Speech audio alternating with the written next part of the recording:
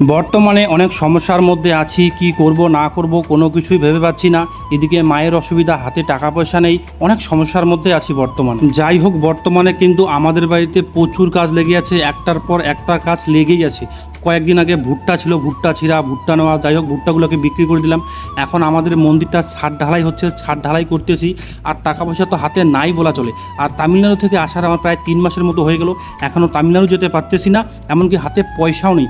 এমন একটা পরিস্থিতি, কি করব না করব কোনো কিছুই ভেবে পাচ্ছি না। একটার পর একটা কাজ লেগে আছে, একটু যে কোথাও ঘুরতে যাব তাও পারতেছি না। আর বর্তমানে যেই জমিটাকে দেখতেছি, এই জমিটা আমরা নিজেই লাঙ্গল দিয়ে চাষ করে ঘাসগুলো পরিষ্কার করতেছি, তার কারণে এখানে ধানের বিছন ফেলা হবে। আর আমি একটা ভিডিওতে বলেছিলাম যে আমি প্রত্যেক দিন একটা করে ভিডিও দেবো। বিশ্বাস করো, সারাদিন কাজকর্ম করার পর ইচ্ছে করে না যে ভিডিওগুলোকে এডিট করি। এই জন্য প্রত্যেক দিন ভিডিও আসতেছে না, 4 দিন 5 দিন পর পর ভিডিও আসতেছে। আর 2 দিন থেকে আমার মার শরীরটা একটু ভালো আছে, এই জন্য আমাদের সাথে আধা ঘন্টা মতো কাজ করলো।